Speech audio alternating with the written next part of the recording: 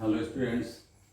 Last class में हम लोग डिस्कस किए थे कूलम्ब्स लॉ, और कूलम्ब्स लॉ से रिलेटेड हम लोग बात किए थे पोलराइजेशन इन डाइलेक्ट्रिक का भी बात थोड़ा सा हम लोग किए थे कि अगर किसी भी पॉइंट चार्ज को या किसी भी चार्ज को, कोई भी चार्ज स्पेसीज हो, अगर उसको हम लोग किसी डाइलेक्ट्रिक मीडियम में रखते हैं तो पोलराइजेशन होता है और उस पोलराइजेशन का इफेक्ट दूसरे चार्ज पर पड़ता है।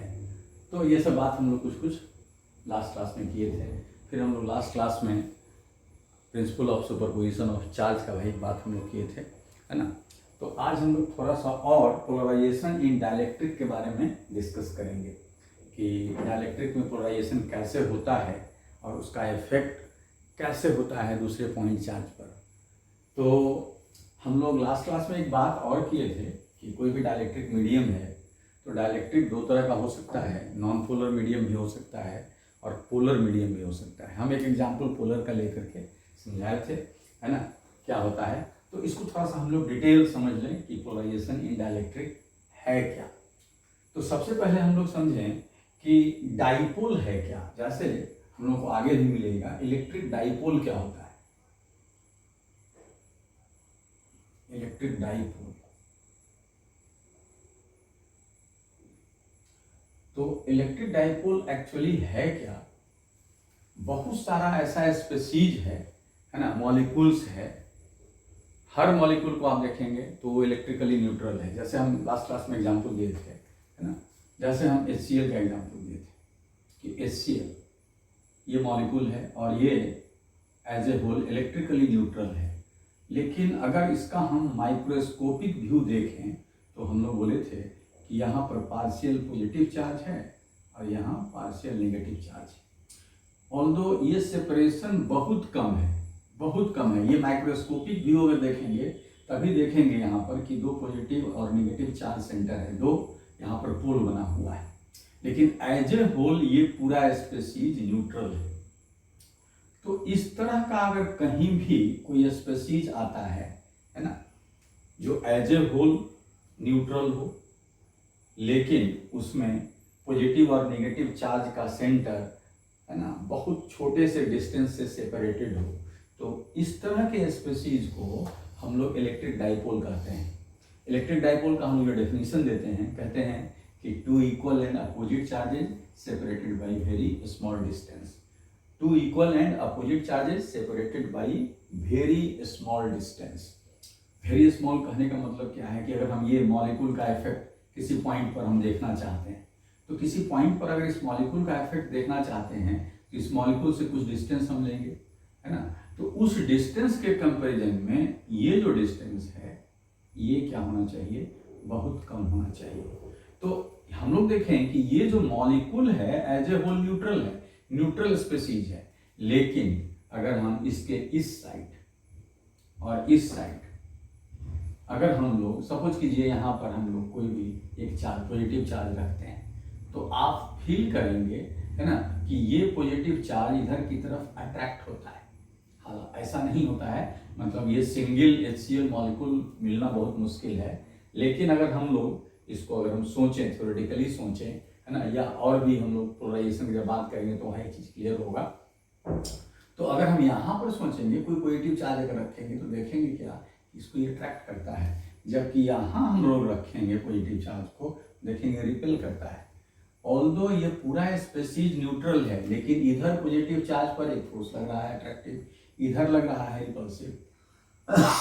इसका मतलब है कि ये पूरा स्पेसीज एज ए होल तो न्यूट्रल है लेकिन इस साइड नेगेटिव चार्ज का इफेक्ट है और इस साइड पॉजिटिव चार्ज का इफेक्ट है। तो ऐसा अगर कोई सिस्टम मिले, है ना, तो हम लोग उसको कहते हैं कि इलेक्ट्रिक डाइपोल है। और डेफिनेशन भी हम दे देते हैं two equal and opposite charges, है ना, separated by very small distance, such species is called electric dipole. तो मॉलिक्यूल पोलर भी हो सकता है, जो मीडियम है ना, जिस मॉलिक्यूल से मीडियम बना हुआ है वो पोलर भी हो सकता है, नॉन पोलर भी हो सकता है। जैसे हम लोग कहें कि HCl गैसियस मीडियम है HCl और उसमें हम एक पॉइंट चार्ज रख रहे हैं। वाटर के बारे में अगर हम वाटर को सोचें तो वाटर के बारे में आप लोग जानते हैं, केमिस्ट्री में हम पढ़े होंगे। इस तरह से एग्जिस्ट करता है, इस पर पार्शियल पॉजिटिव पार्शियल पॉजिटिव और यहाँ पर पार्शियल नेगेटिव। तो अगर हम ये दोनों का सेंटर ऑफ चार्ज देखें, ढूंढें यहाँ पर, तो यहाँ पर पॉजिटिव और यहाँ पर नेगेटिव। तो यहाँ भी देख रहे हैं कि ये पॉजिटिव चार्ज सेंटर और ये नेगेटिव चार्ज सेंटर, इस सेपरेशन बहुत कम है। ये भी मॉलिक्यूल क्या है, पोलर मॉलिक्यूल है ना।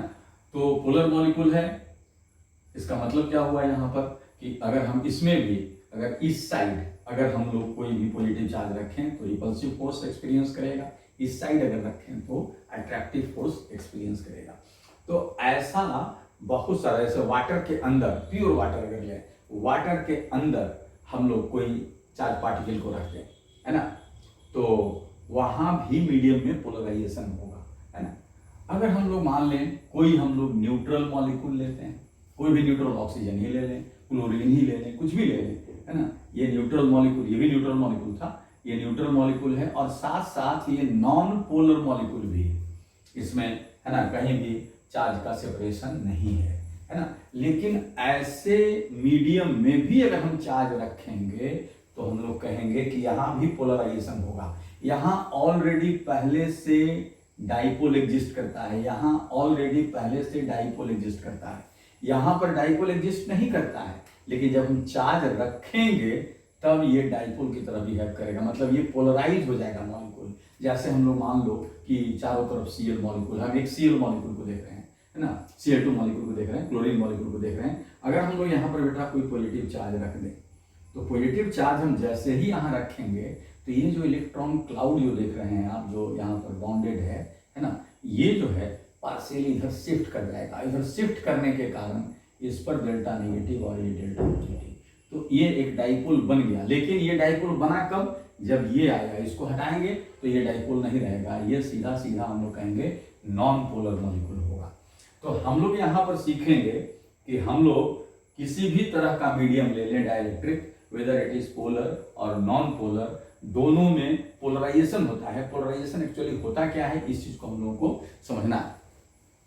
तो यहाँ पर हम लोग एक और चीज कहते हैं कि कहीं भी अगर हम लोग इलेक्ट्रिक डाइपोल का डेफिनेशन दे रहे हैं, है ना, और इससे टर्म कुछ हम लोग रिलेटेड डिफाइन करना चाहते हैं, तो सबसे पहले इलेक्ट्रिक डाइपोल का हम लोग डेफिनेशन दे लें कि two equal and opposite charges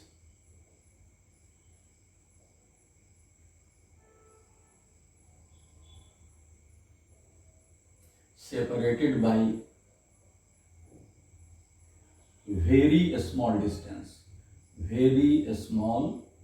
distance is known as an electric dipole.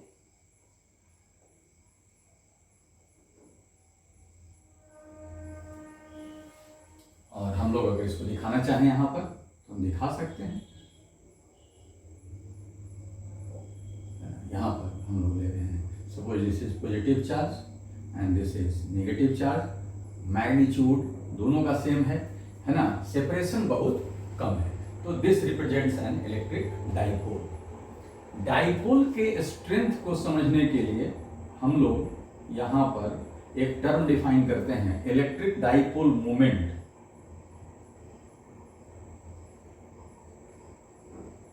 Dipole moment, electric dipole moment है क्या? इलेक्ट्रिक डाइपोल मोमेंट एक वेक्टर क्वांटिटी है, वेक्टर है, इसका डायरेक्शन होगा, ये डायरेक्टेड है from negative to positive charge. This is electric dipole moment, notation is P, electric dipole moment, है ना। और इसका मैग्नीट्यूड क्या है? डाइपोल मोमेंट एक वेक्टर है, तो डायरेक्शन तो हम लोग देख लिए, डायरेक्शन है negative charge to positive charge, है ना। इसका मैग्नीट्यूड क्या होगा? तो मैग्नीट्यूड जो होता है इसका, दिस क्यू, है ना, प्लस क्यू या माइनस क्यू, हम लोग मॉडुलस वैल्यू लेंगे, this Q multiplied by this separation. This separation generally हम लोग इसको 12 से रिप्रेजेंट करते हैं, लेकिन हम लोग यहां पर डी कह रहे हैं, है ना। तो यहां इलेक्ट्रिक डाइपोल मोमेंट क्या है है ना, it is defined as, it is defined as a vector quantity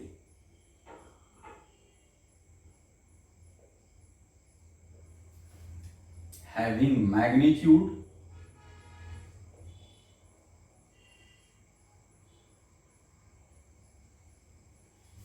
equals to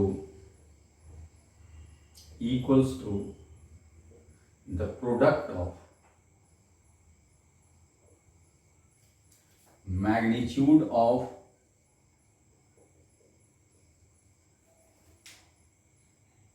one of the charges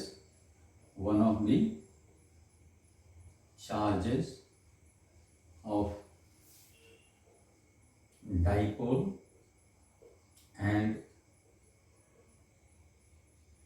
separation between the two charges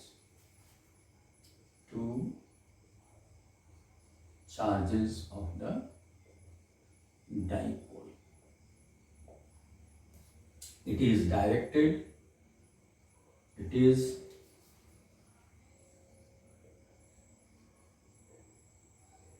directed from negative charge to positive charge of the dipole.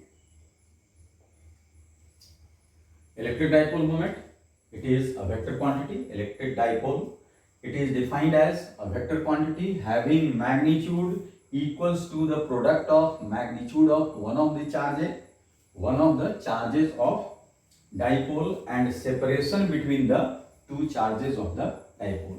And it is directed from negative charge to positive charge of the dipole. तो ये electric dipole moment हुआ। अब हम लोग यहाँ पर इसको mathematically express कर सकते हैं। कैसे?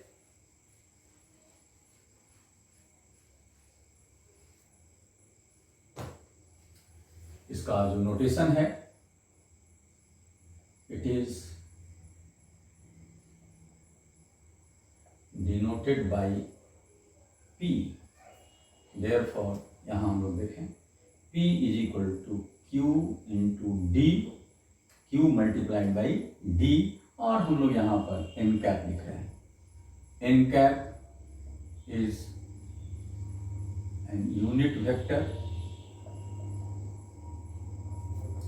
directed from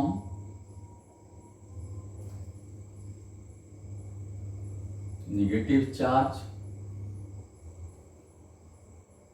to positive charge of the dipole.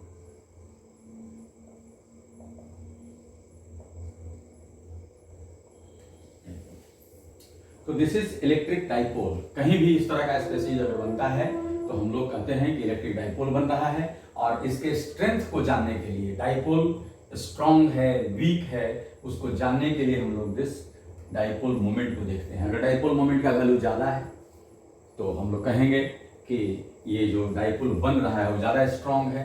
Dipole moment का वैल्यू अगर कम है तो हम लोग कहेंगे कि ये जो डाइपोल बन रहा है ना, इसका स्ट्रेंथ कम है। तो ये एक डाइपोल का कंसेप्ट और डाइपोल मोमेंट का कंसेप्ट है। अगर किसी भी स्पेसीज में, अगर हम कोई भी स्पेसीज, कोई भी सपोज कीजिए मीडियम ही लेते हैं, है ना, तो अगर हम मीडियम ले रहे हैं और उसका एक नेट डाइपोल मोमेंट मिलता है तो हम लोग कहेंगे कि सिस्टम में डाइपोल का प्रॉपर्टी है। और अगर नेट डाइपोल मोमेंट जीरो मिल जाता है तो हम लोग कहते हैं कि नेट डाइपोल मोमेंट जीरो है, मतलब कि उसमें डाइपोल का प्रॉपर्टी नहीं है। ठीक है ना। जैसे हम अभी बात किए कि HCl आप ले लीजिए, ये पोलर मॉलिक्यूल है। HCl एक डाइपोल बनाता है। ठीक है, तो हम लोग देखें कि अगर कहीं भी सिंगल HCl मॉलिक्यूल आपको नहीं मिलने वाला है, अगर एट रेंडम आप HCl के सैंपल को लीजिए, इसका हर मॉलिक्यूल पोलर है, लेकिन उस सैंपल के अगर हम लोग किसी भी वॉल्यूम को कंसीडर करें, है ना, HCl मॉलिक्यूल है ना, तो आप HCl मॉलिक्यूल अगर आप देख रहे हैं तो हम लोग ये बात किए डेल्टा प्लस डेल्टा माइनस, इसमें बहुत सारा मॉलिक्यूल्स होगा, है ना, ये डाइपोल मोमेंट आप देख रहे हैं ऐसे मिल रहा है। लेकिन जो मॉलिक्यूल है ना, इसमें सारा मीडियम में सारा मॉलिक्यूल इसी डायरेक्शन में इसका डाइपोल ओरिएंटेड होगा, डाइपोल मोमेंट ओरिएंटेड होगा, ऐसा नहीं है। रेंडम डिस्ट्रीब्यूशन के कारण अगर हम लोग HCl पूरा सपोज कीजिए HCl मॉलिक्यूल है ना, वॉल्यूम आपको दिया हुआ है, उसमें से अगर कोई भी छोटा सा वॉल्यूम आप कंसीडर करें, आप देखेंगे है ना कि एक मॉलिक्यूल ऐसे है तो दूसरा इसमें ऐसे भी पॉसिबल है, ऐसे भी पॉसिबल है। और अगर हम यहाँ देखें तो नेट डाइपोल मोमेंट इसका हम लोग कितना मिल रहा है, 0 मिल रहा है।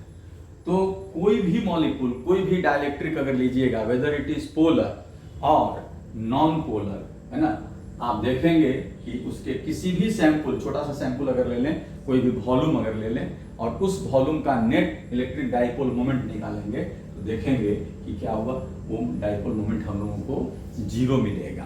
कारण उसका क्या है कि अगर वो मॉलिक्यूल, ये वो जो सिस्टम है हमारा, अगर पोलर भी है लेकिन उसके मॉलिक्यूल्स का रेंडम डिस्ट्रीब्यूशन होता है, रेंडम डिस्ट्रीब्यूशन के कारण क्या होता है, नेट डाइपोल मोमेंट 0 आ जाएगा।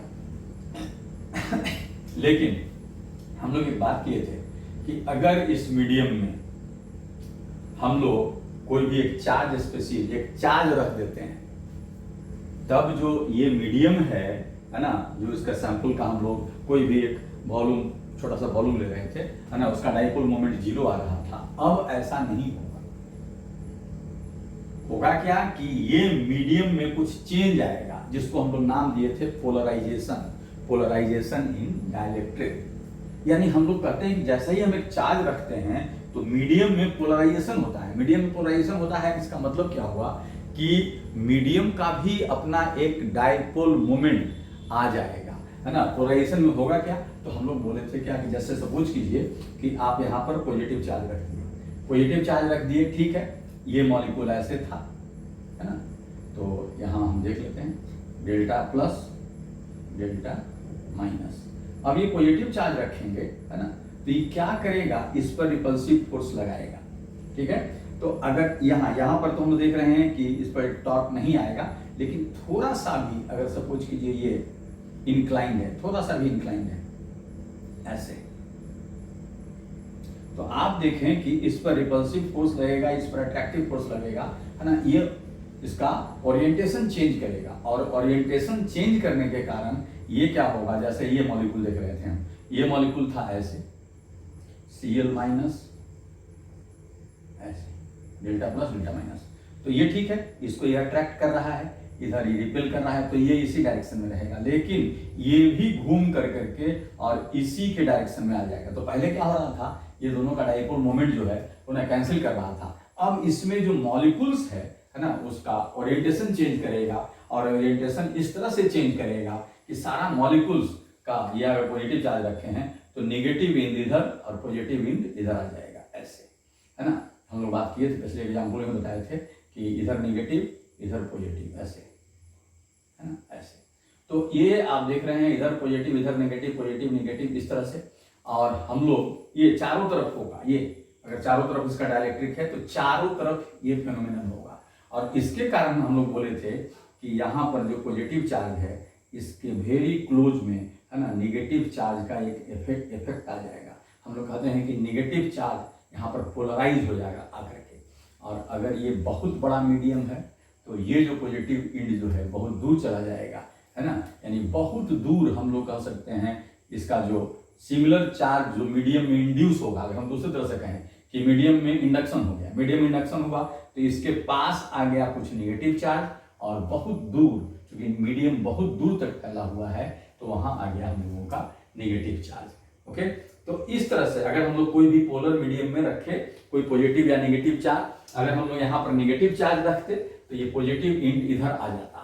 उसी तरह से अगर हम लोग कोई नॉन पोलर मीडियम ले लिए, और नॉन पोलर मीडियम में भी जैसे मान लीजिए हम लोग यहाँ पर पॉजिटिव चार्ज रख दिए, और यहाँ पर हम लोग देखे कि ये नॉन पोलर मीडियम था, Cl2 मान लेते हैं, कुछ भी ले लेते हैं, Cl2 हम लोग ले लिया ऐसे,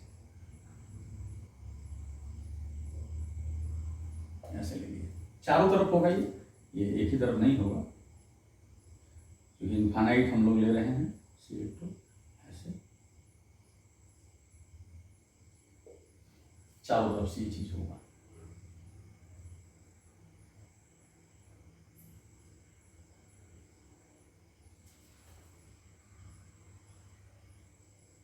बहुत सारा मॉलिक्यूल्स ऐसा है,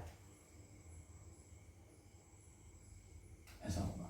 तो जैसे ही ये पॉजिटिव चार्ज रखेंगे, आपको बोले कि ये जो बॉन्डेड इलेक्ट्रॉन जो है, थोड़ा सा केमिस्ट्री का अगर आइडिया होगा आपको तो कहते हैं कि ये नॉन पोलर बॉन्ड है, लेकिन जैसे ही यहाँ पर ये पॉजिटिव चार्ज रखेंगे, है ना, ये इलेक्ट्रॉन को कुछ अपनी तरफ इधर खींच लेगा।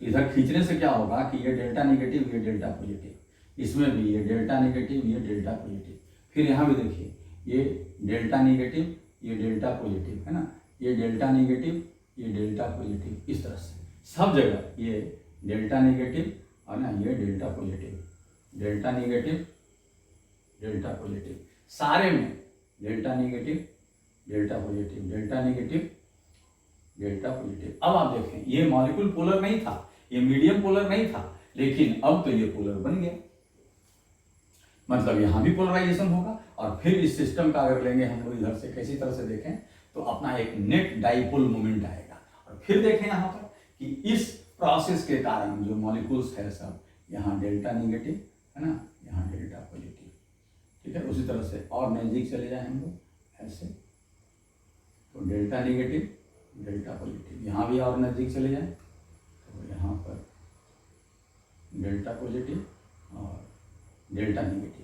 तो आप यहाँ पर गौर कीजिए, यहाँ पर क्या मिल रहा है हम लोगों को, डेल्टा निगेटिव, डेल्टा पॉजिटिव। फिर आप देखेंगे यहाँ पर आप इसके बहुत पास में नेगेटिव चार्ज पोलराइज हो गया। तो कहने का मतलब ये हुआ कि हमारा जो मॉलिक्यूल है, सॉरी हमारा जो मीडियम है ना, वो पोलर मॉलिक्यूल से बना हो या नॉन पोलर मॉलिक्यूल से बना हो। यानी कहने का मतलब कि डाइलेक्ट्रिक जो हमारा है वो पोलर डाइलेक्ट्रिक हो या नॉन पोलर डाइलेक्ट्रिक हो, अगर हम लोग कोई भी चार्ज उस मीडियम में रखते हैं तो वो मीडियम को पोलराइज कर देता है, मीडियम को पोलराइज कर देता है। इसका मतलब कि मीडियम भी एक डाइपोल की तरह बिहेव करने लगता है, मीडियम का भी अपना एक डाइपोल मोमेंट आ जाता है। तो हम लोग इसको अलग से भी करेंगे, बाद में भी करेंगे, पोलराइजेशन इन डाइलेक्ट्रिक। लेकिन यहाँ पर हम लोग बात कर रहे थे कि कैसे क्या होता है अगर वैक्यूम में दो चार्ज रखे हैं, है ना, तो एक चार्ज दूसरे पर फोर्स लगाता है, उस पर और कोई फोर्स नहीं लगता है। लेकिन मीडियम में जब हम रखते हैं तो क्या होता है कि जो चार्ज रखे हैं, है ना, जिस चार्ज का हम फोर्स कंसीडर कर रहे हैं वो भी चार्ज फोर्स लगाता है, प्लस मीडियम भी फोर्स लगाता है। तो उसको डिस्कस करने के लिए, है ना, यहाँ पर हम लोगों को इसका हेल्प लेना पड़ा कि पोलराइजेशन मीडियम में कैसे होता है। ऐसे अगर हम बात करें कि पोलराइजेशन इन डाइलेक्ट्रिक, तो पोलराइजेशन का हम लोग डेफिनेशन देते हैं कि जो यहाँ जो इंड्यूस्ड डाइपोल मोमेंट आएगा मीडियम में, पहले कोई भी डाइपोल मोमेंट नहीं था मीडियम में, लेकिन जैसे ही हम लोग कोई चार्ज रखते हैं, है ना, तो मीडियम में क्या होता है कि एक डाइपोल मोमेंट आ जाता है, वो इंड्यूस्ड डाइपोल मोमेंट है जो कि मीडियम में इंडक्शन हुआ, ठीक है ना। तो induced dipole moment per unit volume, है ना, जो भी मिलता है, मतलब जो कोई भी एक पर्टिकुलर वॉल्यूम का हम डाइपोल मोमेंट निकालेंगे और उसके वॉल्यूम से डिवाइड कर देंगे, तो induced dipole moment per unit volume of the dielectric, इसको हम लोग कहते हैं पोलराइजेशन। लेकिन ये हम लोग बाद में करेंगे, अभी नहीं। हम लोग केवल यहाँ पर समझे कि पोलराइजेशन होता कैसे है। अगर हम कहीं भी कोई पॉजिटिव चार्ज रखते हैं तो उसके चारों तरफ नेगेटिव चार्ज पोलराइज होकर के मीडियम से आ जाता है। अगर हम लोग कोई भी यहाँ पर नेगेटिव चार्ज रखते हैं तो वहाँ पर क्या होता है कि उसके चारों तरफ पॉजिटिव चार्ज पोलराइज होकर के आ जाता है। और अगर मीडियम इनफाइनाइटली लार्ज हो तो अपोजिट चार्ज का इफेक्ट यहाँ पर होगा, है ना, जो सिमिलर चार्ज का इफेक्ट होगा वो इन्फिनिटी पर होगा। इन्फिनिटी पर होगा इसका मतलब ये है कि अगर हम इसके जगह इसके पास में कोई दूसरा पॉजिटिव चार्ज रख दें, तो यहां अगर हम पॉजिटिव चार्ज रखे हैं तो यहां ये भी पोलराइज करेगा मीडियम को, तो यहां भी आ जाएगा नेगेटिव चार्ज और इसका जो सिमिलर चार्ज जो वो इन्फिनिटी पर चला जाएगा। तो अब हम लोग सोचें ऐसे कि अगर हम इस चार्ज पर सोचें कौन कौन फोर्स लगाएगा, तो इस चार्ज के पास में ये पॉजिटिव चार्ज है और साथ साथ ही इसका नेगेटिव पोलराइज चार्ज है, तो ये नेगेटिव पोलराइज चार्ज भी इस पर फोर्स लगाएगा, है ना। इस चार्ज पर हम बात कर रहे हैं, ये तो चार्ज जो है यहाँ पर नेगेटिव चार्ज, ये पोलराइज चार्ज है, ये अलग स्पीशीज है। यहाँ पर हम लोग बात करें कि एक हम पॉजिटिव चार्ज यहाँ रखे, एक पॉजिटिव चार्ज यहाँ रखे और मीडियम भी है, तो इस पर कौन कौन फोर्स लगा रहा है, इस चार्ज का इस पर नेट फोर्स 0 होगा। क्यों, ये सिमेट्रिकली डिस्ट्रीब्यूटेड है, जितना इधर उतना इधर, इतना इधर, इतना ही इधर। ये बात हम लोग पहले भी बोले थे कि अगर हम एक सिंगल चार्ज को किसी मीडियम में रख देते हैं और जो हमारा मीडियम है वो इनफाइनाइटली लार्ज है, चारों तरफ वो सिमेट्रिकल है, तो इस पॉइंट चार्ज पर पोलराइजेशन के कारण कोई फोर्स नहीं लगेगा। हाँ, लेकिन अगर ऐसा हम कहें, जैसे पहले हम इंडक्शन में बोले थे कि यहाँ पर आप पॉजिटिव चार्ज रखते हैं और इधर डाइलेक्ट्रिक केवल इधर ही है, नॉन कंडक्टिंग मीडियम केवल इधर ही है, इधर नहीं है, तो क्या होगा, यहाँ जो अपोजिट चार्ज इंड्यूस होता था यहाँ होता था और पॉजिटिव चार्ज इंड्यूस जो होता था इधर होता था। अब क्या होगा कि इस इंडक्शन के कारण इस पर फोर्स लग जाएगा। लेकिन अगर ये इनफाइनाइटली लार्ज होता, चारों तरफ से होता, तो जितना निगेटिव इधर इंड्यूस हुआ था उतना ही इधर होगा, उतना ही इधर होगा, उतना ही इधर होगा। मतलब कि ये जो इंड्यूस यहाँ पर चार्ज जो आया, पोलराइज चार्ज जो आया इसके चारों तरफ, उसके कारण नेट फोर्स जीरो हो जाएगा। और अगर ये इनफाइनाइटली लार्ज है तो ये जो पॉजिटिव चार्ज जो देख रहे हैं इसके पास नहीं होगा, बहुत दूर होगा। उसी तरह से अगर हम दूसरे पॉजिटिव चार्ज को रखें यहाँ पर, है ना, फिर इसमें भी वैसा ही होगा, तो इसके चारों तरफ फिर नेगेटिव चार्ज जैसे यहाँ आया था। तो अगर इस पर हम बात करें, इस पर कौन कौन फोर्स लगाएगा, ये पॉजिटिव चार्ज फोर्स लगाएगा यहाँ पर, और यहाँ का जो पोलराइज चार्ज है वो इस पर फोर्स लगाएगा, न कि ये पोलराइज चार्ज इस पर फोर्स लगाएगा। और इस पर कौन फोर्स लगाएगा, ये चार्ज फोर्स लगाएगा, और यहाँ का जो पोलराइज चार्ज है वो इस पर फोर्स लगाएगा। तो इस तरह से हम लोग बात किए थे कि अगर किसी डाइलेक्ट्रिक मीडियम में अगर हम लोग किसी दो चार्ज पार्टिकल को रख दें, दो पॉइंट चार्ज को रख दें, तो वहां पर electrostatic force of interaction between two point charge और net force experienced by any one point charge वो अलग अलग होता है। तो ये था हम लोगों का लास्ट क्लास में जो हम लोग बात किए थे, उसको समझने का बाद कि पोलराइजेशन कैसे होता है। और पोलराइजेशन ऐसा नहीं है कि केवल पोलर में ही होगा, ये नॉन पोलर मीडियम में भी होगा।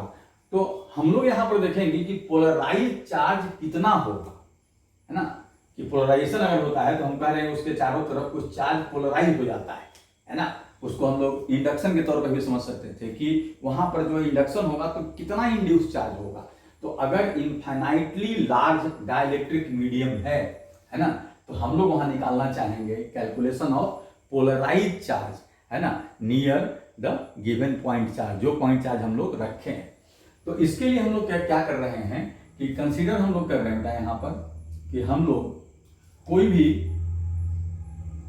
2 पॉइंट चार्जेज है, साइन नहीं दे रहे हैं, ये Q1 है, ये Q2 है, ठीक है, और यहां पर हम लोग कहेंगे large dielectric medium, dielectric medium है।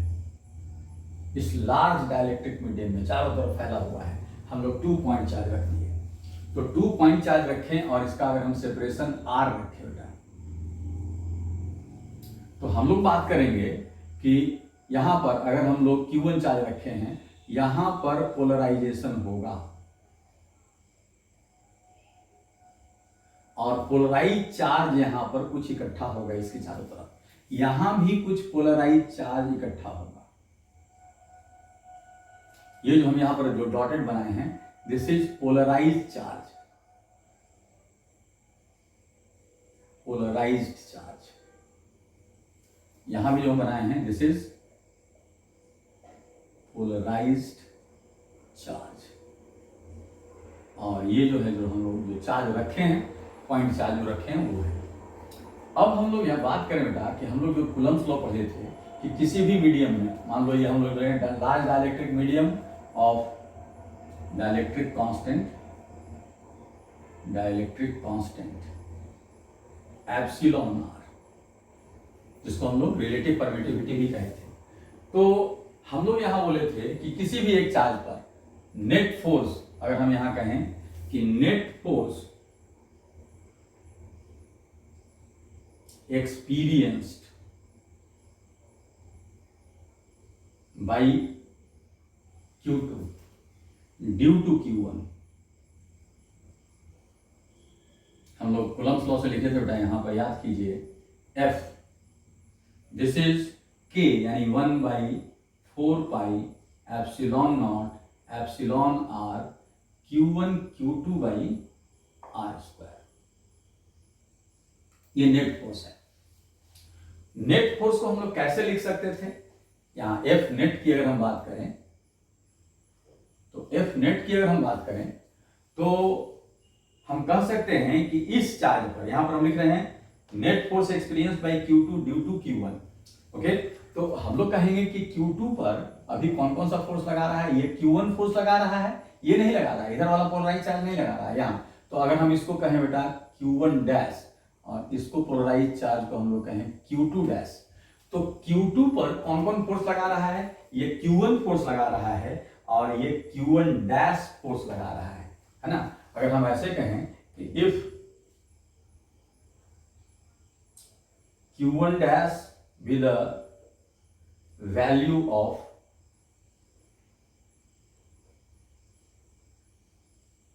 polarized charge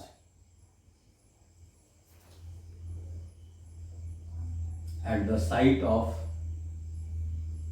Q1, then net force experienced by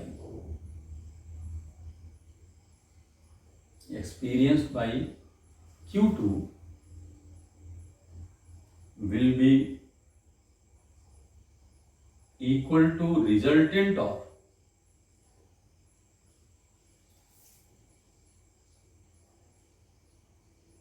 forces exerted by Q1 on Q2 and force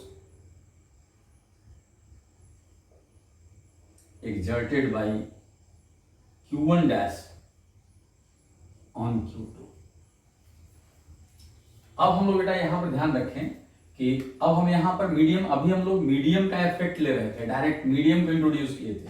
अब हम लोग क्या कर रहे हैं, मीडियम का इफेक्ट ये आ गया, मीडियम है इसलिए ये चार्ज है, तो मीडियम को अब हम भूल जाए, वैक्यूम सोचे, तो अगर हम वैक्यूम सोचें तो वैक्यूम में ये Q1 इस पर फोर्स लगाएगा और ये Q1 डैश इस पर फोर्स लगाएगा। आप कहेंगे वैक्यूम कैसे सोचें, मीडियम तो है यहाँ, इस मीडियम का ही जो इफेक्ट है, मीडियम कैसे इस पर फोर्स लगा रहा है, मीडियम क्या कर रहा है, यहाँ पर चार्ज को पोलराइज करके इकट्ठा कर रहा है और ये इस पर फोर्स लगा रहा है। इसलिए हम लोग क्या करेंगे कि Q1 का फोर्स इस पर निकालेंगे और Q1 डैश का फोर्स निकालेंगे और दोनों को ऐड कर देंगे।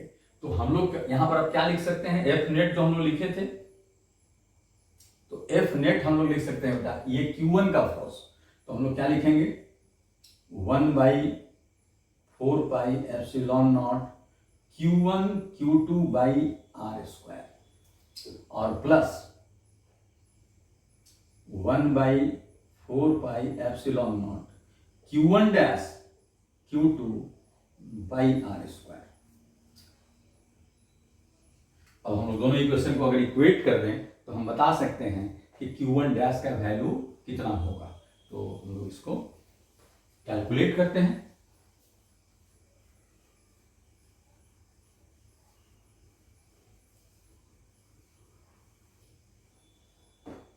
फ्रॉम 1 and 2,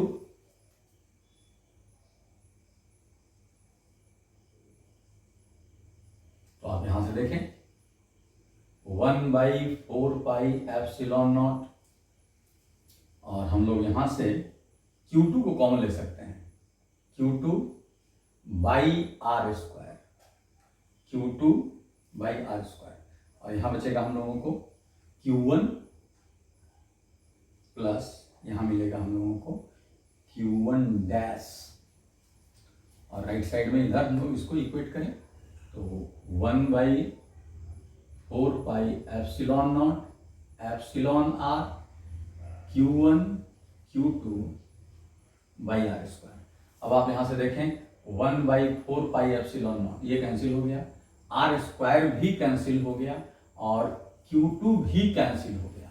तो यहां से हम लोग देखें बेटा कि क्या मिल रहा है, Q1 plus Q1 dash this is equal to Q1/ε0 और यहां से आप कैलकुलेट कर सकते हो, क्या हम लोग कैलकुलेट कर सकते हैं यहां से हम Q1 डैश को कैलकुलेट कर सकते हैं। This will be Q1/ε0 minus Q1,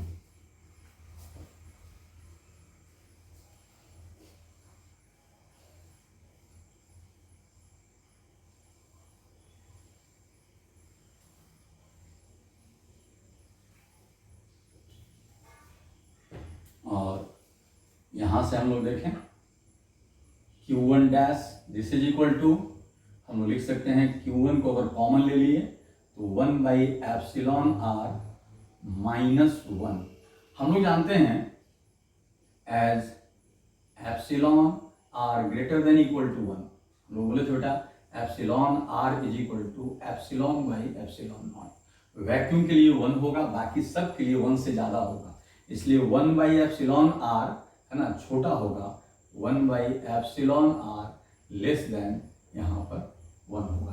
तो हम लोग इसको ऐसा लिख रहे हैं Q1 dash this is equal to, minus sign को बाहर ले लें, Q1 और 1 - 1/ε r, ये हमेशा पॉजिटिव है। इसका मतलब जो इंड्यूस्ड चार्ज का नेचर होगा, यानी जो पोलराइज चार्ज होगा किसी भी पॉइंट चार्ज के चारों तरफ, वो क्या होगा, अगर ये हम लोग Q1 पॉजिटिव लिए तो ये नेगेटिव होगा, अगर हम Q1 नेगेटिव लिए तो ये पॉजिटिव होगा, और ये कहीं कहीं पूछता भी है।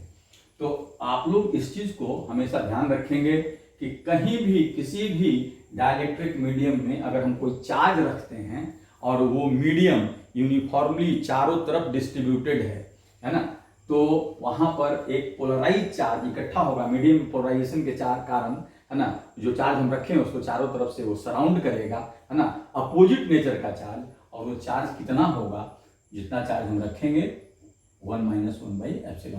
तो ये हमारा एक्सप्रेशन है हमारा इस चीज का, पोलराइज चार्ज। और इसी पोलराइज चार्ज के कारण क्या होता है कि अगर हम दो चार्ज को वैक्यूम में रखे हैं तो कोई एक चार्ज पर जो नेट फोर्स लग रहा है, नेट फोर्स वैक्यूम में रखेंगे तो जो दूसरा चार्ज फोर्स लगा रहा है वही रहेगा। जब उसको हम दूसरे मीडियम में ले आते हैं तो जो नेट फोर्स की हम बात करेंगे तो नेट फोर्स में ये जो पोलराइज चार्ज है इसका कंट्रीब्यूशन होगा, और पहले वाले चार्ज का नेचर इसका अपोजिट है, इसलिए अगर पहला वाला चार्ज अट्रैक्ट कर रहा है तो ये रिपेल करेगा, पहला वाला चार्ज अगर रिपेल कर रहा है तो ये अट्रैक्ट करेगा, इसलिए हर हालत में नेट फोर्स जो है वो चेंज कर जाएगा। लेकिन इंडिविजुअल फोर्स जिसको हम लोग कह रहे थे electrostatic force of interaction between 2 point charge, वो चेंज नहीं करेगा। तो ये चीज हुआ कि पोलराइजेशन इन डाइलेक्ट्रिक कैसे होता है और कैसे इफेक्ट करता है। लेकिन इस चीज को हम लोग फिर से अलग से भी हम लोग डील करेंगे, जो डेफिनेशन हम बोले थे है ना, जब इलेक्ट्रिक फील्ड हम लोग पढ़ने लगेंगे वहां पर हम इसको कहेंगे कि पोलराइजेशन इन डाइलेक्ट्रिक। तो पोलराइजेशन का डेफिनेशन जो हम लोग बोले थे कि induced electric dipole moment per unit volume, तो वहां पर हम लोग उसको करेंगे। लेकिन यहाँ पर कूलम्ब्स लॉ में पोलराइजेशन कैसे आता है ना, कैसे अगर हम मीडियम रखते हैं तो नेट फोर्स चेंज कर जाता है, उसके लिए ये चीज हम लोग को जरूरी था। अब हमेशा हम लोग को ध्यान रखना बेटा कि जैसे हम इनफाइनाइट डाइलेक्ट्रिक मीडियम इसलिए कह रहे हैं कि अपोजिट चार्ज, जैसे मान लो अगर ये फाइनाइट डाइलेक्ट्रिक मीडियम होता, तो फाइनाइट डाइलेक्ट्रिक मीडियम होता तो जैसे निगेटिव पोलराइज चार्ज उसके पास आया है ना, पॉजिटिव पोलराइज चार्ज भी आसपास में ही रहता और उसका भी इफेक्ट दूसरे चार्ज पर आता। तो एग्जैक्टली ये चीज हम लोग यूज नहीं कर पाएंगे। तो इसलिए हमेशा ध्यान रखना है कि जो हम ये इक्वेशन लिखते हैं है ना, F this is equal to 1/4πε0 और यहाँ एप्सिलॉन r Q1 Q2/r², ये जो लिख रहे हैं ये तभी हम लोग यूज करेंगे जब 2 point charge infinitely large dielectric medium में हो। ऐसा नहीं कि थोड़ा सा हम लोग डाइलेक्ट्रिक मीडियम डाल दिए और ये एक्सप्रेशन हम लोग यूज कर दें। हमेशा ध्यान रखें कि जो 2 पॉइंट चार्ज है ना, ये सेपरेशन के कंपैरिजन में जो डाइलेक्ट्रिक का जो फैलाव है, डाइलेक्ट्रिक मीडियम जो फैला हुआ है वो बहुत बड़े रीजन में है। तो इसका कारण अभी हम समझाएं आपको कि जो अपोजिट चार्ज जो पोलराइज होगा वो जो पॉइंट चार्ज है उसके पास रहेगा, और जो सिमिलर चार्ज पोलराइज होगा वो बहुत दूर होगा, तो इस चार्ज सिस्टम पर उसका इफेक्ट नहीं होगा। तो फिलहाल हम ये समझे कि पोलराइज चार्ज कितना होगा अगर इनफाइनाइट डाइलेक्ट्रिक मीडियम में रखे हुए हैं। तो अब हम लोग इसी से रिलेटेड कुछ क्वेश्चन सिंपल हम लोग क्वेश्चन करेंगे, जो कि क्वेश्चन पूछता है और बहुत आसान है ना। कूलम्ब्स लॉ पर यह क्वेश्चन आता है कि मीडियम कितना फोर्स लगाता है।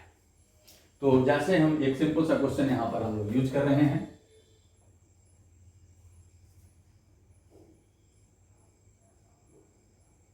Two point charges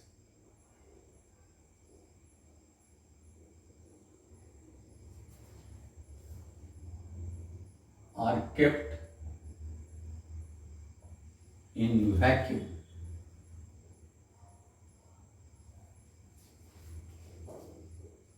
at certain separation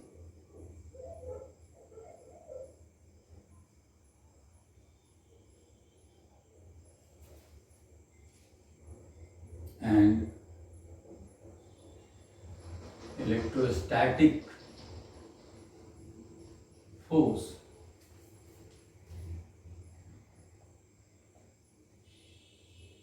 experienced by any one charge is found to be F naught.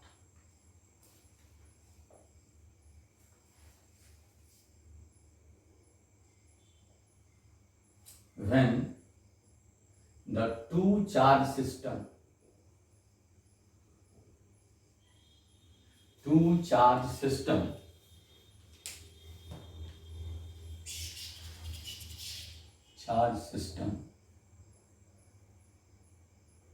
is kept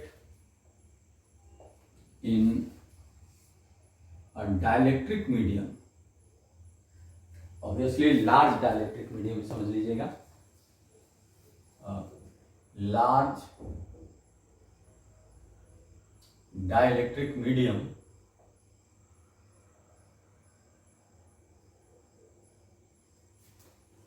of relative permittivity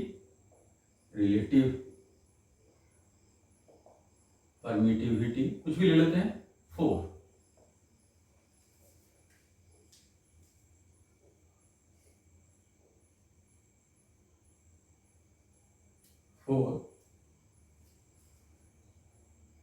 what will be number 1 है electrostatic force of interaction, electrostatic force of interaction between 2 point charge.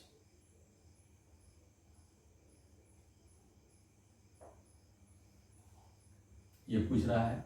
Second पूछ रहा है net force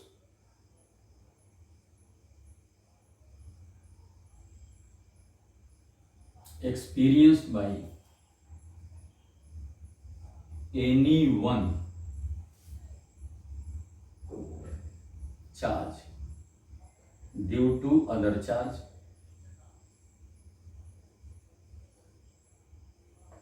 और third है force exerted by dielectric medium on any one charge। ये 3 question बेटा ऐसा पूछा जाता है इसमें, और इसका जवाब आप लोगों के पास तुरंत मिल गया होगा जैसे ही हम लोग यहाँ पर अभी सारा चीज़ हम जो यूज किए हैं उसको हम यूज कर दें यहाँ पर, है ना, उसका एप्लीकेशन यहाँ कर दें तो सारा चीज़ हम लोग को आसानी से मिल जाएगा। 2 point charges are kept in vacuum at certain separation and electrostatic force experienced by any one charge is found to be electrostatic force experienced by any one charge, है ना, is found to be F naught when the two charge system is kept in a large dielectric। Two charge system का मतलब है यहाँ पर कि हम लोग किसी में कोई चीज में सिस्टम में कोई चेंज नहीं किए हैं, है ना, सेपरेशन वगैरह जैसे था वैसे ही रखे हैं। is kept in a large dielectric medium of relative permittivity 4, what will be electrostatic force of interaction between 2 point charges, है ना, net force experienced by any one charge due to other charge, और force exerted by dielectric medium on any one charge। ये चीज पूछा जाता है, तो हम लोग इसको देखें कि क्या होना चाहिए, और आप लोग बहुत जल्दी से इसको सोच लेंगे क्योंकि हम लोग इससे रिलेटेड थ्योरी हम लोग पहले भी किए हैं और आज भी हम लोग इसका डिस्कशन किए। सबसे पहले फर्स्ट जो पूछा इलेक्ट्रोस्टैटिक फोर्स ऑफ इंटरैक्शन, पहले वैक्यूम में था, कोई भी दो चार्ज अगर वैक्यूम में रखा गया है तो किसी एक पर जो फोर्स लग रहा है वही इलेक्ट्रोस्टैटिक फोर्स ऑफ इंटरैक्शन है। तो वैक्यूम में हम लोग देख लिए electrostatic force of interaction F0 था, तो किसी भी दूसरे डाइलेक्ट्रिक मीडियम में ले जाएंगे इलेक्ट्रोस्टैटिक फोर्स ऑफ इंटरैक्शन में कोई चेंज नहीं आएगा। तो फर्स्ट का तो आप आंसर लिख देंगे F0, electrostatic force of interaction, है ना, उसमें कोई चेंज नहीं आने वाला है ना, पहले भी हम लोग डिस्कस किए थे इसको। लेकिन नेट फोर्स बेटा हम लोग लिखे थे F नेट, हम लोग F नेट का जब हम लोग बात कर रहे थे तो हम लोग लिखे थे कि जो इलेक्ट्रोस्टैटिक फोर्स ऑफ इंटरैक्शन था डिवाइडेड बाई एप्सिलॉन r, तो आप तुरंत बोलेंगे F0 बाई 4, ये नेट फोर्स चेंज कर जाएगा, है ना, किसी भी एक चार्ज पर अगर फोर्स निकालेंगे, है ना, तो नेट फोर्स चेंज कर जाएगा। अब ये F नेट क्या है?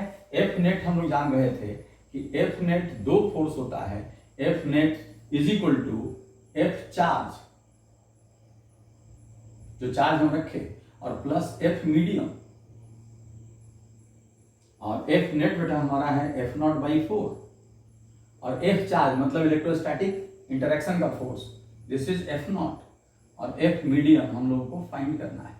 तो यहां से आप F मीडियम निकाल सकते हो, F0 बाई 4 माइनस F0, है ना, this gives minus 3F0 by 4, F medium. Negative force का मतलब जो F0 का डायरेक्शन है उसके अपोजिट हमारा मीडियम फोर्स लगाएगा, और यही कारण है कि जो नेट फोर्स उस पर डिक्रीज कर जाता है।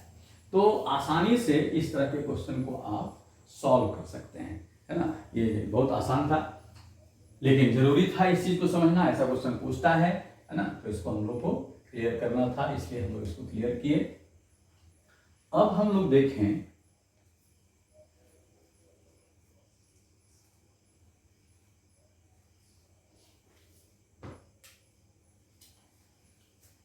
कुछ, हम लोग principle of superposition of charge के बारे में बात कर लें। बहुत सिंपल सिंपल क्वेश्चन इसमें होता है ना, और आप सारे लोग बनाए थे, तो हम लोग कुछ एग्जाम्पल यहाँ पर डील करेंगे। जैसे मान लो तुम्हारे पास एक इक्विलैटरल ट्रायंगल है, एकदम सिंपलेस्ट क्वेश्चन है, और सारे ट्रायंगल के वर्टिसेस पर कुछ चार्जेस हम रख दिए। यहां पर हम लोग सारा चार्ज इक्वल ले रहे हैं बेटा, plus Q plus Q plus Q, और ये साइड लेंथ हम लोग ए ले रहे हैं। और ये बहुत सिंपल है, कहीं यहां पर हम लोग को पूछ रहा है कि फाइंड, ये वैक्यूम है बेटा, यहां पर और कुछ नहीं है, vacuum. Find net force experienced by any one charge।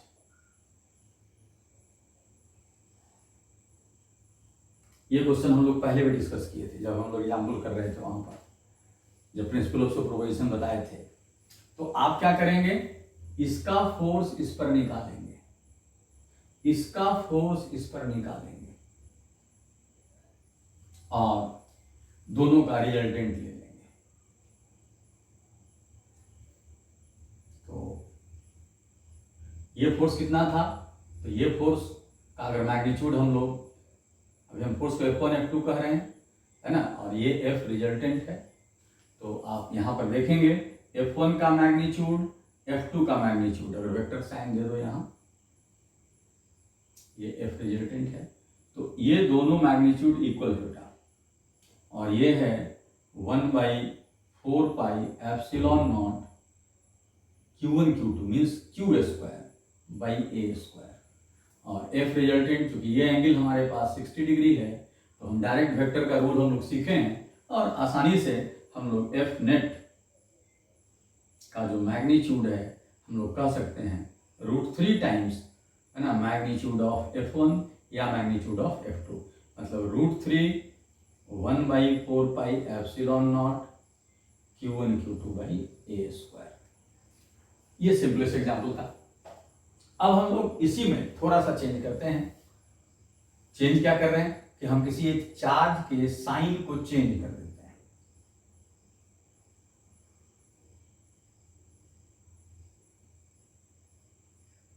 ये मान लो पॉजिटिव है, सपोज कर लो ये मान लो नेगेटिव है, और यहां भी बेटा हम लोग एक सपोज कीजिए पॉजिटिव चार्ज रख देते हैं, प्लस क्यू ही रख देते हैं। और ये जो सिस्टम देख रहे हैं आप, यहां पर भी कह रहा है इसमें find F net on plus Q, किसी भी प्लस क्यू पर, इस पर कहें या इस पर कहें एक ही बात है कि नेट फोर्स क्या होगा। तो आप बहुत आसानी से बता सकते हैं ये निगेटिव है ये पॉजिटिव है, इस पर जो फोर्स लगेगा उसका डायरेक्शन इधर होगा, ये F1 कह दिए। और ये दोनों सेम साइन का है, इस पर जो फोर्स लगेगा ये F2 इधर लगेगा। लेकिन स्टिल F1 और F2 का मैग्नीट्यूड इक्वल है बेटा। यहां भी F1 का जो मॉड है वही F2 का ही मॉड है, और ये सेपरेशन हम वही रखे हैं। तो आप देखिए, अगर डायग्राम हम देखें, ये रिजल्टेंट दिख रहा है एफ नेट, और ये एंगल आप देख रहे हैं, ये एंगल 60 है, ये एंगल 60 है, इक्विलेटरल ट्रायंगल है। यहां भी बेटा ये जो पहले वाला फिगर देख रहे हैं, यहां भी 60, यहां भी 60 था, इक्विलेटरल ट्रायंगल था। तो यहां भी हम लोग देखें कि ये दोनों का मॉड सेम है, और 120 पर रिजल्टेंट आप सीखे हैं, है ना। तो आप डायरेक्ट यूज कर सकते हैं। मॉड कितना है 1/4 pi epsilon not Q square by A square, और एफ नेट का जो वैल्यू यहाँ पर हो जाएगा वो आप जानते हैं, एफ और एफ दोनों अगर इक्वल फोर्स हो और दोनों के बीच का एंगल अगर 120 हो तो रिजल्टेंट भी उतना ही हो जाता है। तो एफ नेट का जो मॉड होगा वो F1 या F2 के मॉड के इक्वल होगा, और ये 1/4 pi epsilon not Q square by A square, ये मिल जाएगा। ये बहुत सिंपल सा एग्जाम्पल था हम लोगों को, इस पर 2 फोर्स लगा है, और डेटा भी ऐसा था कि हम लोग फोर्स को सीधे सीधे कैलकुलेट कर लिए। लेकिन ऐसा भी हो सकता है कि डेटा ऐसा नहीं हो कि हम लोग डायरेक्ट सीधा सीधा ये निकाल सके रिजल्टेंट, है ना। तो वहां पर हम लोग वेक्टर मेथड भी यूज कर सकते हैं। तो कुछ हम एग्जाम्पल और हम लोग देते हैं, ऐसा करते हैं।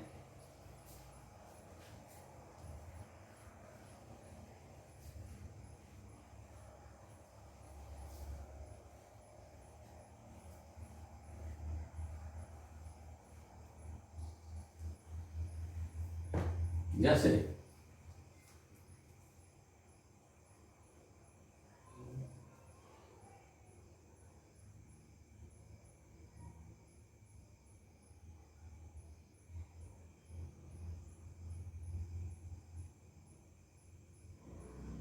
ये एक्स एक्सिस है, वाई एक्सिस है, और फिर हम लोग 3 चार्जेज ले लेते हैं यहाँ पर।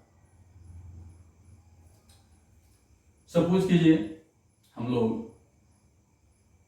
ये प्लस क्यू लेते हैं, और ये हम लोग +2 क्यू ले लेते हैं। ये डिस्टेंस हमारा सिंप्लिसिटी के लिए भी ए है और ये भी ए है, ऐसा ले रहे हैं। अब हम लोग कह रहा है यहाँ पर कुछ और भी एक फोर्स, एक चार्ज रख दीजिए। यहाँ पर एक हम ले लेते हैं -Q, तो 3 चार्जेस हो गया। अब हम लोग फिर यहां लिख रहे हैं फाइंड फोर्स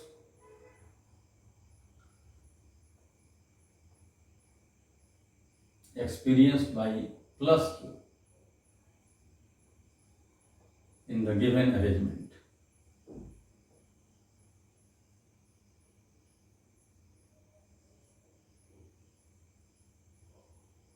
जो गिवन अरेंजमेंट है उस पर +Q पर कितना फोर्स लग रहा है। तो आप फिर यहां देखें,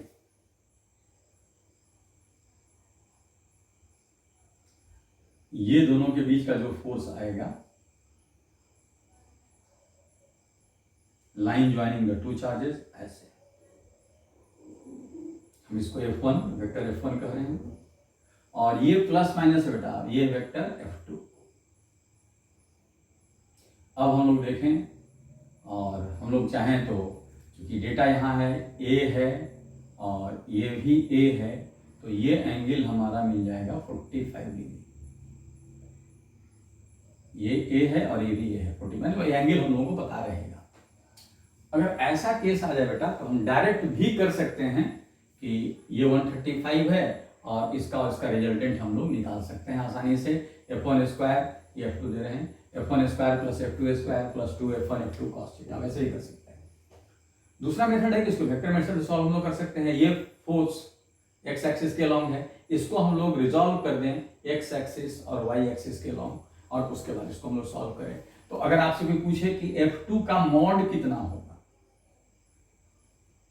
तो F2 का मॉड आप यहां से लिख सकते हैं K, हम 1/4 पे एप्सिलॉन नॉट को K लिख रहे हैं, K Q1 Q2 यानी Q square by A square, और इसका डायरेक्शन इधर बेटा वेक्टर हम लिखें इधर की तरफ है, तो हम लोग लिखेंगे यहां पर माइनस आई कैप, ऐसा लिख दी। अब हम लोग F1 का मॉड अगर हम कहें, F1 का मॉड देखिए अगर हम लोग कहें तो हम लोग क्या लिखेंगे, ये दोनों के बीच का force K 2Q into Q, तो 2Q square by this distance is root 2A, तो this is 2A square, root 2A का स्क्वायर, तो 2A स्क्वायर, 2 गेट्स कैंसिल, और F1 का जो मॉड है ये K Q square by A square. अब अगर हम इसको वेक्टर फॉर्म में लिखना चाहें बेटा तो क्या लिखेंगे, F1 को अगर वेक्टर फॉर्म में लिखेंगे तो ये cos 45 इधर sin 45, दो कंपोनेंट हम लोग इसको तोड़ सकते हैं, इधर लिखेंगे F1 ये एंगल 45, तो F1 cos 45 और इधर F1 sin 45, ये खत्म हो गया। तो हम इसको वेक्टर में लिखें बेटा F1 cos 45, F1 का मॉड है K Q square by A square, और cos 45 1 by root 2 I cap right side है, और ये नीचे की तरफ है तो minus K Q square by A square sine 45 again 1 by root 2 जी, और दोनों का हम वेक्टर सम ले लें F1 प्लस F2, तो हम आसानी से अब यहां पर बता सकते हैं F नेट कितना हो गया, F1 प्लस F2। अब आप वैल्यू रख देंगे तो F1 प्लस F2 में आप देख रहे हैं क्या है, इसमें ये माइनस है और ये प्लस है, इसका मतलब हम लोग देखें यहाँ पर अगर I और K Q square by A square को अगर हम लोग कॉमन ले लें बेटा तो हम लोग को क्या मिलेगा, देखिए हम एक बार लिख देते हैं यहाँ पर K Q square by A square, इसको हम कॉमन ले रहे हैं, तो यहाँ मिल रहा है 1 बाई रूट 2 और यहाँ मिल रहा है -1 आई कैप, और F2 में तो यहाँ पर हम लोग F1 प्लस F2 किए तो ये मिल गया हम लोग को आई, और यहाँ देखें F1 में एक ही कंपोनेंट है minus K Q square by A square है ना, और बाई रूट 2 यहाँ J कैप, ये निकल गया। और अगर हम लोगों को मॉड निकालना है this square plus this square का स्क्वायर, तो इस तरह से प्रिंसिपल ऑफ सुपरपोजिशन का आप यूज कर सकते हैं। और सिस्टम और भी कॉम्प्लिकेटेड बहुत सारा फोर्स हो सकता है, अभी यहाँ पर हम लोग दो ही फोर्स देखे, एक फोर्स इधर एक फोर्स इधर। अगर मान लीजिए स्क्वायर है, चारों पर चार्ज रखा हुआ है तो 3 फोर्स आएगा एंड सो ऑन, उसको हम लोग आसानी से कैलकुलेट कर सकते हैं। हम एक स्क्वायर का भी एग्जाम्पल देते हैं। आज हम लोग सिंपल ही एग्जाम्पल करेंगे, नेक्स्ट क्लास से जो हम लोग करेंगे वो थोड़ा सा कॉम्प्लिकेटेड टाइप का जो क्वेश्चन सब होता है उसको हम लोग करेंगे। तो अभी हम लोगों को मेन पोलराइजेशन समझना था और बेसिक चीज समझना था कूलम्स लॉ का, तो उसके लिए हम लोग सिंपल बात कर रहे हैं। अभी सपोज कीजिए कि आपके पास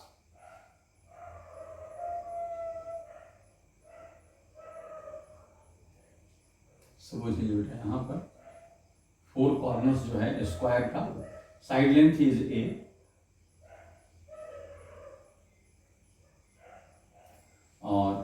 सपोज कीजिए यहाँ प्लस क्यू, यहाँ भी प्लस क्यू, यहाँ माइनस क्यू और यहाँ पर प्लस क्यू। और हम लोग देख रहे हैं यहाँ पर हम लोग पूछ रहा है ना, F net is equal to what, इस पर नेट फोर्स कितना होगा। तो हम लोग आसानी से देखिए बेटा, जैसे पहले किए थे, ये दोनों एक दूसरे को रिपेल करेगा। हम इसको F1 कहेंगे, ये दोनों भी एक दूसरे को रिपेल करेगा।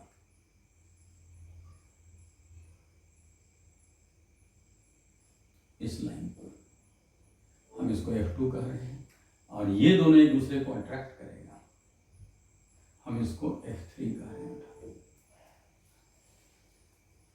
अगर आप वेक्टर यहां देखें, vector F1, vector F2, vector F3, आप इस फिगर में देखेंगे कि मैग्नीट्यूड जो है F3 और F1 का इक्वल है। Here mod of F1 is equal to mod of F3, और है कितना, k q square by a square.